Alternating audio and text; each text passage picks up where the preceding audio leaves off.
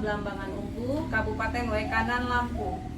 Hari ini saya akan melakukan coaching supervisi akademik untuk memenuhi syarat aksi nyata pada modul 2.3.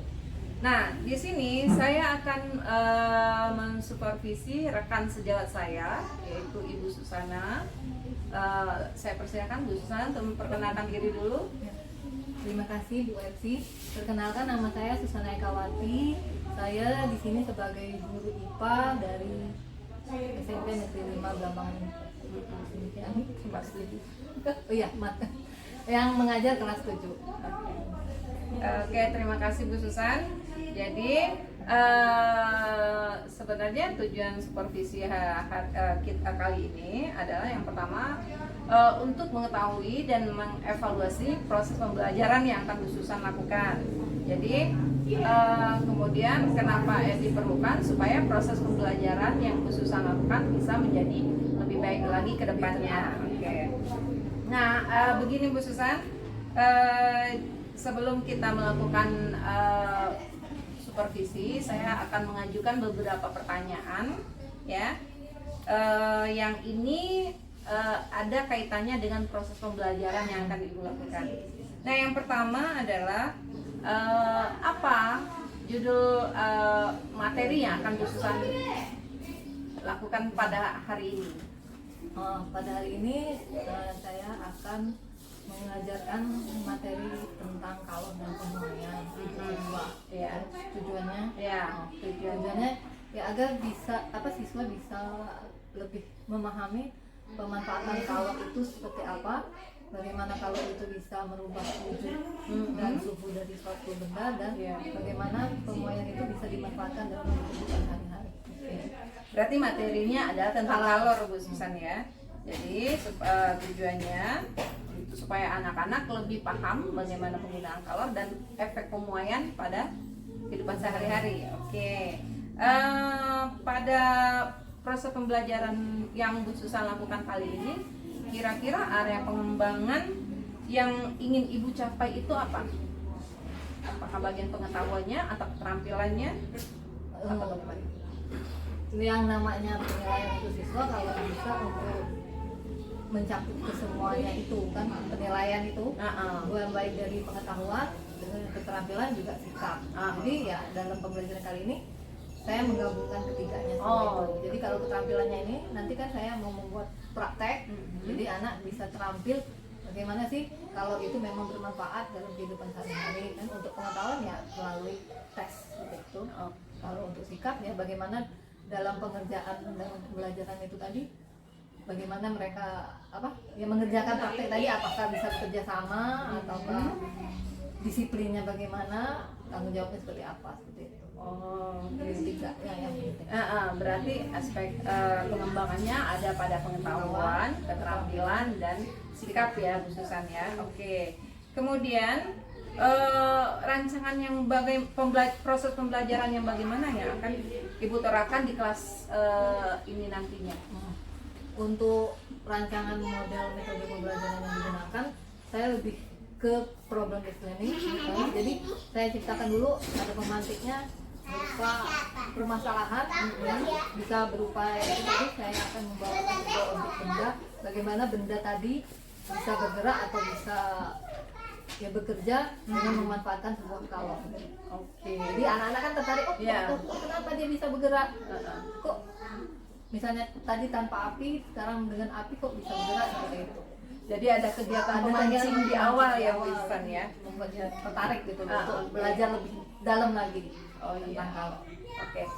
Kemudian berarti dari proses pembelajaran yang akan Bu Susan lakukan, kira-kira media pembelajaran apa nih yang akan Bu Susan gunakan di dalam proses pembelajaran nanti?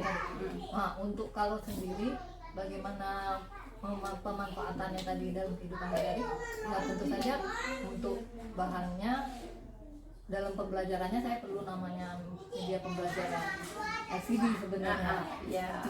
Tapi itu nggak apa-apa ya nanti ke depan ya, untuk supaya lebih dengan media pembelajaran LCD dan LKPD, berarti mereka lebih terarah seperti itu dalam memahami materi kalor. Nah, untuk prakteknya tentu saja alat-alat bahannya disediakan mengarah ke bagian pemahaman tentang bagaimana kalor itu bermanfaat dan untuk kenaikan suhu zat, perubahan zat gitu, dan bagaimana kalor itu bisa menyebabkan pemuaian dari zat. Nah, untuk alat bahannya ya ada perlu mungkin nanti saya bawakan air, kemudian lilin, karena belum melihat bagaimana di lab IPA tentang alat-alat bahan yang biasanya dalam praktik IPA, jadi memanfaatkan apa yang ada aja. Jadi ya lilin, terus air sama wadahnya, balon, kemudian paku, itu saja. Jadi itu nanti yang menyangkut pemahaman untuk mereka tentang suhu, kalau untuk suhu, kalau untuk perubahan wujud, dan kalau untuk pemuaian. Oke. Berarti penggunaan bahan praktikumnya itu digunakan di mana yang ada dalam kehidupan mereka sehari-hari di sekitar mereka. Jadi nggak perlu pakai yang ada di, karena kan yang di dalam laboratorium kan belum tentu di rumah mereka ada. Okay. Jadi mereka lebih familiar ya. Oke. Nah, waktu pelaksanaannya kira-kira jam berapa? Sesuai dengan pembagian jam dari IPA kan, kita memanfaatkan 3 jam pembelajaran aja. 3 jam. Nah, jadi untuk proses pembelajaran saya ini ya, informasikan bahwa proses pembelajaran yang akan Bu Susan lakukan ini dilakukan pada jenjang kelas berapa? Karena saya ngajar kelas 7 ya, jenjang kelas 7, 71 yang saya hari ini ngajar. Berarti pada jenjang kelas 7 pada jadwal sesuai dengan jadwal pembelajaran. Nah, kemudian jadi ini kegiatan observasinya saya gunakan untuk menjadi bahan untuk melakukan visi ya. Nah, kemudian untuk selanjutnya saya akan mengamati proses pembelajaran khususan untuk bahan untuk supervisi akademik ini. Kemudian nanti saya minta waktunya lagi khususan ya untuk melakukan coaching pasca observasi. Terima kasih khususan ya atas kerjasamanya. Mudah-mudahan apa yang kita lakukan ini bisa memperbaiki proses pembelajaran kita semua. Ya, terima kasih sama-sama. Demikian percakapan pra-observasi kita kali ini. Kita lanjutkan lagi pembicaraannya pada coaching pasca observasi. Terima kasih. Assalamualaikum warahmatullahi wabarakatuh.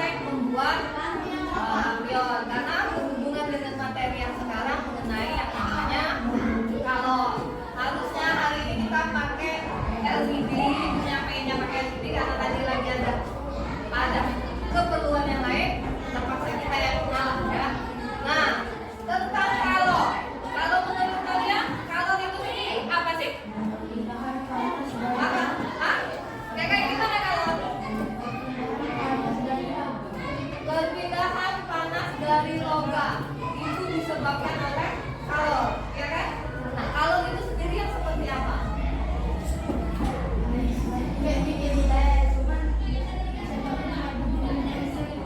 Nah, jadi ada apa tadi?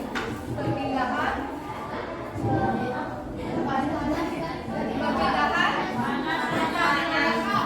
dari air ke logam akibat apa tadi? Kalor. Jadi kalor itu sendiri adalah panas. Nah, kalau dengan kata panas berarti kalau itu sendiri, kalau kalian lihat dengan hubungannya panas berarti ada manfaat dalam kehidupan sehari-hari yang berhubungan dengan panas. Ada yang seperti contoh? Api itu apa?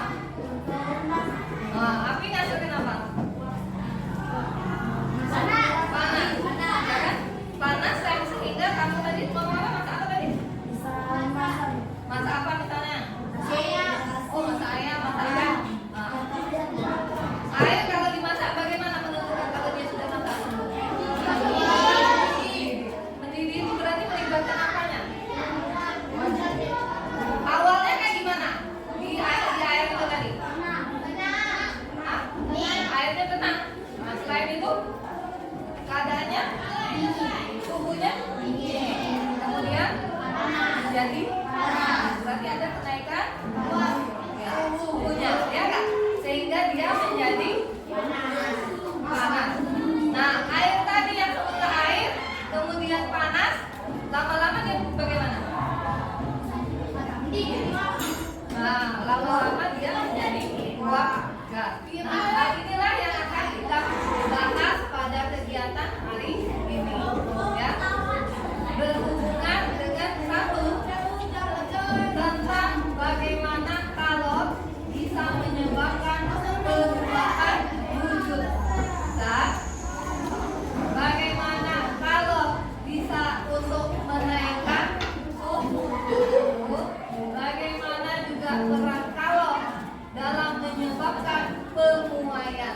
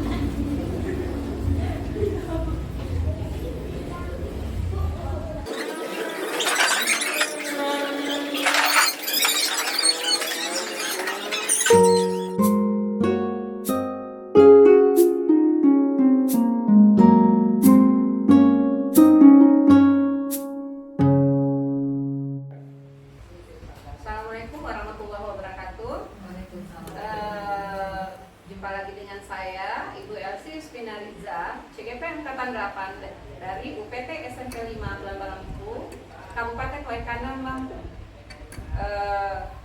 Pada hari ini saya akan melakukan percakapan pasca observasi bersama rekan saya, Ibu Susana Ekawati, yang saya observasi proses pembelajarannya kemarin. Kemudian Ibu Sri Wahyuni,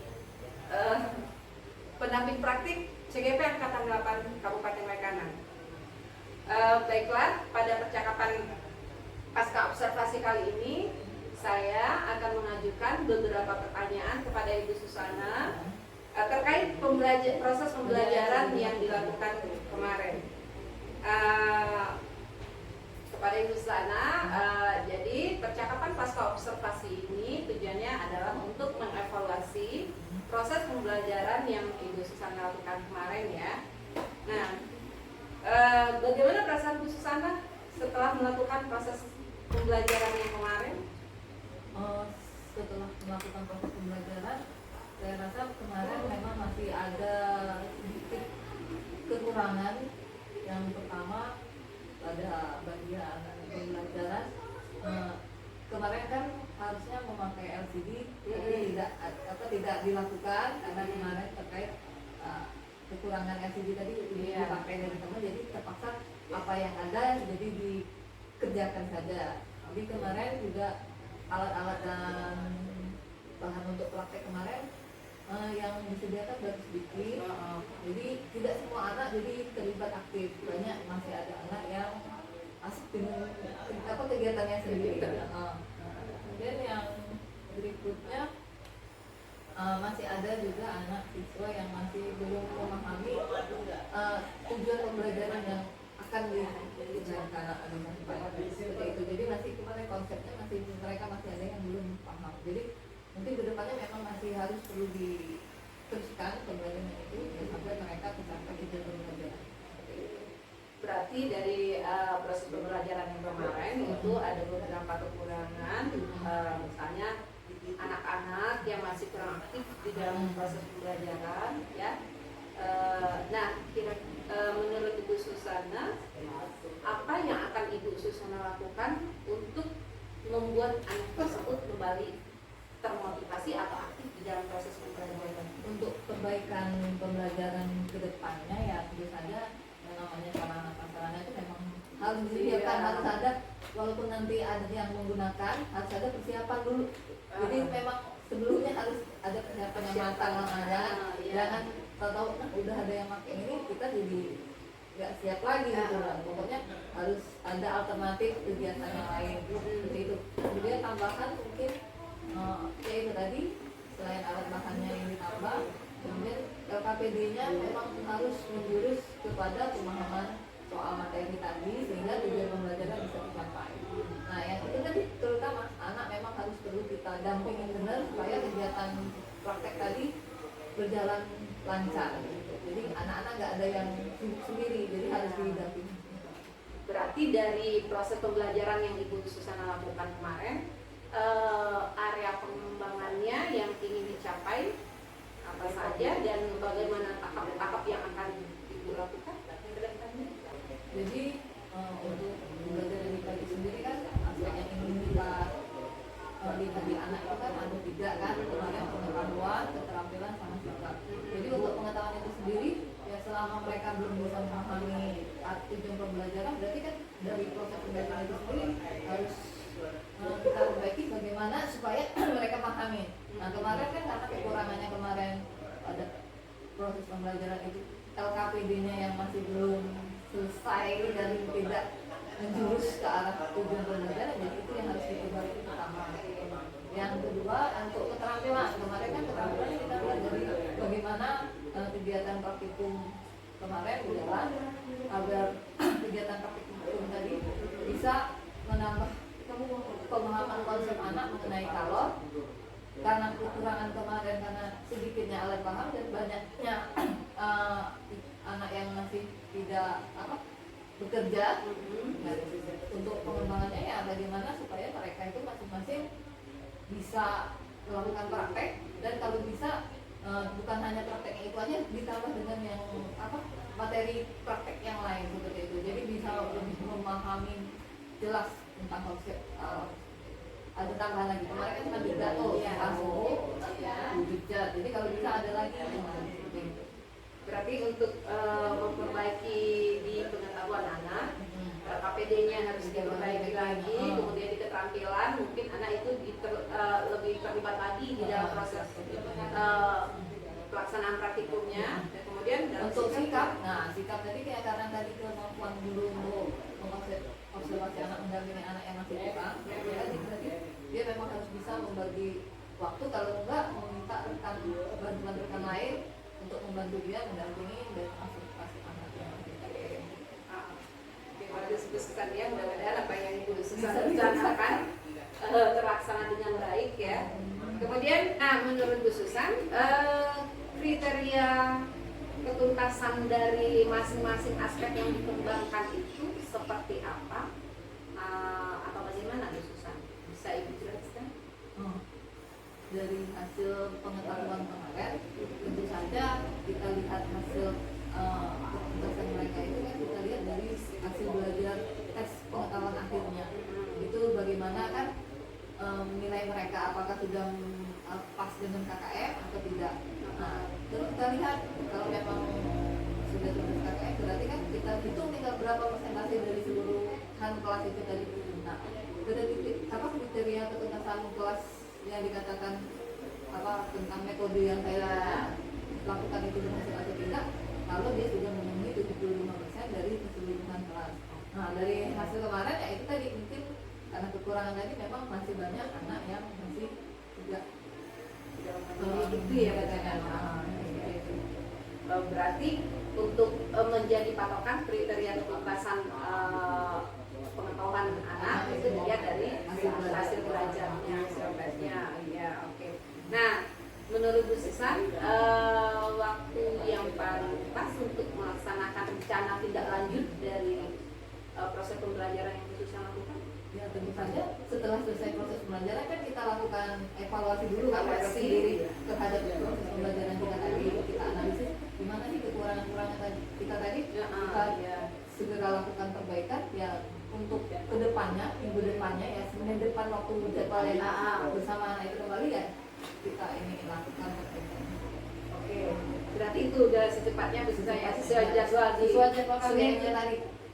Senin depan lagi ya. lagi kita.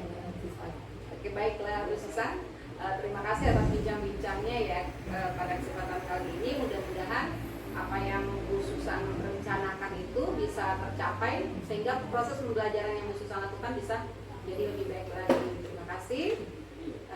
Terima kasih Bu Sri. Demikian percakapan pasca observasi kali ini. Assalamualaikum.